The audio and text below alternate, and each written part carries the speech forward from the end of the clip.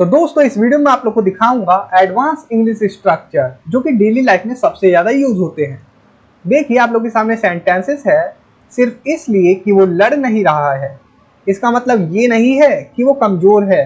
आप लोग daily life में ऐसे बहुत बार बोलते हैं कि सिर्फ इसलिए कि वो ये चीज़ नहीं कर रहा है इसका मतलब ये नहीं कि उसे ये चीज़ आता नहीं है। तो ये स्ट्रक्चर आप लोग के लिए बहुत ज़्यादा इंपॉर्टेंट है जिसे आप डेली लाइफ में यूज कर पाएंगे।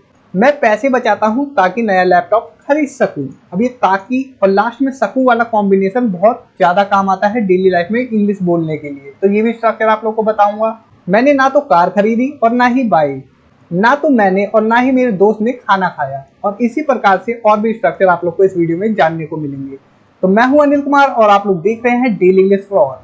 तो सबसे पहले मैं आपको बताता हूं जस्ट बिकॉज डजंट मीन। इसका हिंदी मतलब होता है बस इसलिए कि, मतलब नहीं। देखिए एग्जाम्पल है, सिर्फ इसलिए कि उसके पास बहुत पैसा है इसका ये मतलब नहीं है कि वो बहुत खुश है।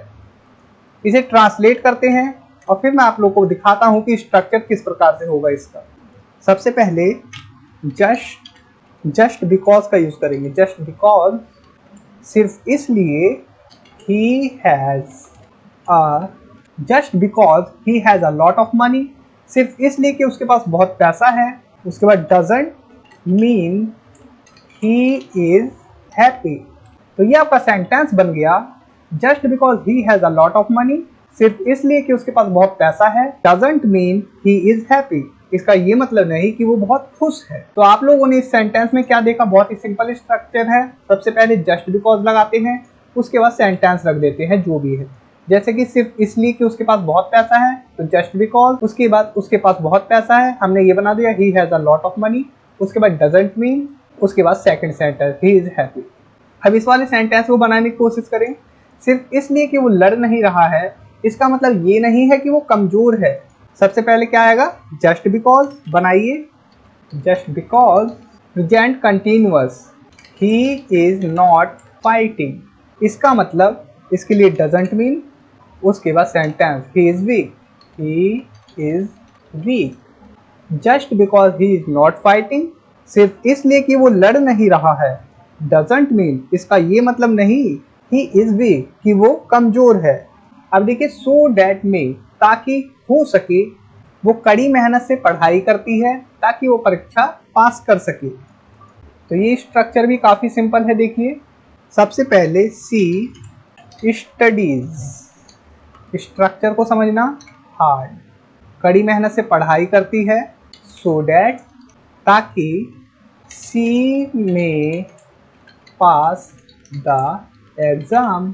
बहुत सिंपल है ना स्ट्रक्चर। सी स्टडीज, वो पढ़ाई करती है, वो हार्ड पढ़ाई करती है मतलब मेहनत से पढ़ाई करती है। सिंपल प्रेजेंट का सेंटेंस है। सो डैट मतलब कि ताकि, उसके बाद सेकंड सेंटेंस सी में पास द एग्जाम, ताकि वो पास हो सके। अब इसी प्रकार से देखिए, मैं पैसे बचाता हूँ ताकि नया लैपटॉप खरीद सकूँ, आई सेव मनी। मैं पैसे बचाता हूँ सो डैट, ताकि आई मे बाय अ न्यू लैपटॉप, ताकि मैं एक लैपटॉप खरीद सकूं। अगर मैं इसी सेंटेंस को कुछ इस प्रकार से बना दूं तो यहाँ पर मैं मे से क्या दिखा रहा हूँ, मैं पॉसिबिलिटी दिखा रहा हूँ जो कि वीक पॉसिबिलिटी है। अगर मैं मे की जगह कैन का यूज़ कर लूँ तो ये एक स्ट्रॉन्ग पॉसिबिलिटी है। आई सेव मनी, मैं पैसे बचाता हूँ सो डैट, ताकि I can buy a new laptop, यहाँ पर ये स्ट्रॉन्ग पॉसिबिलिटी हो गई। अगर मैं इसी सेंटेंस को कुछ इस प्रकार से बना दूँ, order that, in order that, ताकि, इसका भी वही सेंस है, I can buy a new laptop, ये मोर फॉर्मल है मतलब कि ये ज़्यादा औपचारिक है अगर हम इन ऑर्डर डैट का यूज़ करते हैं सो डैट की जगह। अब देखिए नीदर नॉर, ना तो ना ही, मैंने ना तो कार खरीदी और ना ही bike. Neither I purchase a car nor a bike, neither I purchase a car nor a bike, ये रॉन्ग सेंटेंस है।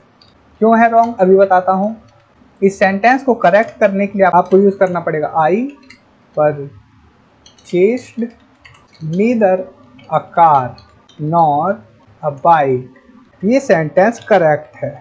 क्यों है करेक्ट ये भी बताता हूँ। देखिए जब भी हम नीदर नॉर का यूज़ करते हैं तो हम दो चीज़ों की बात करते हैं, या तो वो दो व्यक्ति हो सकते हैं या फिर दो वस्तुएं हो सकती है या दो क्रियाएं हो सकती है।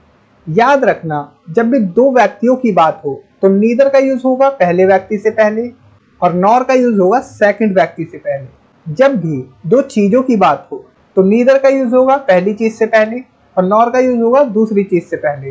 तो यहाँ पर देखिए इस सेंटेंस में मैंने ना तो कार खरीदी और ना ही बाइक। क्या यहाँ पर दो व्यक्ति है? नहीं है। यहाँ पर क्या है? दो चीजें हैं। कौन कौन सी?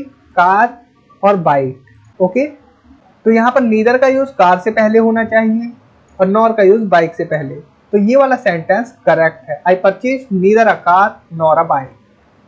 अगर हम बोल देते हैं neither I purchase the car nor a bike, तो ये सेंटेंस रॉन्ग होता है, क्योंकि यहाँ पर हम किसी दो व्यक्ति की बात नहीं कर रहे। मैंने ना तो कार खरीदी और ना ही बाइक, सिर्फ एक व्यक्ति की बात हो रही है। अब देखिए नेक्स्ट सेंटेंस, ना तो मैंने और ना ही मेरे दोस्त ने खाना खाया। अब यहाँ किस चीज की बात हो रही है? ना तो मैंने और ना ही मेरे दोस्त ने, तो दो व्यक्तियों की बात हुई। तो नीदर कहाँ पर आएगा? पहले व्यक्ति से पहले। तो नीदर आई, ठीक है। उसके बाद नोर माई फ्रेंड एट फूड। ये सेंटेंस करेक्ट है, क्योंकि यहाँ पर दो व्यक्ति की बात हुई, पहले व्यक्ति से पहले नीदर और सेकंड व्यक्ति से पहले नोर का यूज हुआ। इसी प्रकार से अगर दो वर्ब हो, दो वर्ब के बीच में अगर हमें बताना हो तो पहले वर्ब से पहले नीदर और सेकंड वर्ब से पहले नोर का यूज होगा। तो दोस्तों इस वीडियो में इतना ही। उम्मीद करता हूँ ये वीडियो आप लोग के लिए हेल्पफुल होगी। और आप लोगों से मैं रिक्वेस्ट करना चाहता हूं कि अगर अभी तक आप लोगों ने मेरी ई बुक पीडीएफ नहीं परचेज की है तो जरूर डिस्क्रिप्शन बॉक्स में जाए और वहां से जाकर आप इंग्लिश ग्रामर की पीडीएफ खरीद सकते हैं, जिससे कि आप लोग कंजक्शन के हर स्वरूप को पहचान पाएंगे। ये सभी कंजक्शंस है, तो आप लोग अच्छे से उस पीडीएफ में पढ़िए और मेरी वीडियोस देखिए। आप लोगों की इंग्लिश काफी अच्छी हो जाएगी, काफी बेटर हो जाएगी। और इसी प्रकार से 2200 वर्ब्स की लिस्ट है, वो भी आप लोग परचेज कर लीजिए। वो भी पीडीएफ आप लोगों की लाइफ टाइम काम आएगी। एक बार खरीदेंगे वो लाइफ टाइम रहेगी आपके पास। तो थैंक्स फॉर वॉचिंग। इस वीडियो में इतना ही। मिलते हैं नेक्स्ट वीडियो में। Bye bye.